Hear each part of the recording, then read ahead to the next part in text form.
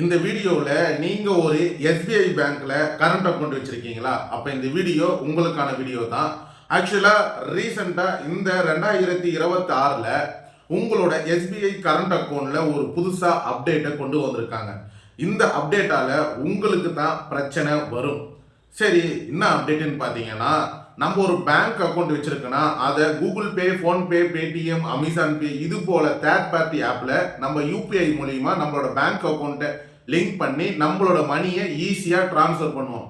ஆனால் இந்த SBI business current அக்கௌண்ட்ல இதுக்கு முன்னாடி நம்ம யூபிஐ அதாவது கூகுள் பே, போன்பே, பேடிஎம் இது மூலியமா நம்ம லிங்க் பண்ணி மணியை டிரான்ஸ்ஃபர் பண்ணுவோம். ஆனா இப்ப நீங்க புதுசா நீங்க ஒரு கரண்ட் அக்கௌண்ட் எஸ்பிஐ பேங்க்ல ஓபன் பண்றீங்கன்னா உங்களால இதுக்கப்புறம் கூகுள் பே, போன்பே, பேடிஎம் இது மாதிரி தேர்ட் பார்ட்டி ஆப்ல உங்களால லிங்க் பண்ண முடியாது. ஏன்னு ஃபுல் வீடியோ லிங்க் நம்ம டிஸ்கிரிப்ஷன்ல கொடுத்துருக்கேன். அது மட்டும் இல்லாம இங்க பாக்குறீங்கல்ல அங்கேயும் கொடுத்துருக்கேன். ஃபுல் வீடியோவில் டீட்டெயிலாக நான் பேசி அப்லோட் பண்ணியிருக்கேன். போய் பார்த்து தெரிஞ்சுக்கிங்க. இந்த மாதிரி யூஸ்ஃபுல்லான வீடியோஸ்க்கு நம்ம யூடியூப் சேனலை மறக்காம சப்ஸ்கிரைப் பண்ணிடுங்க.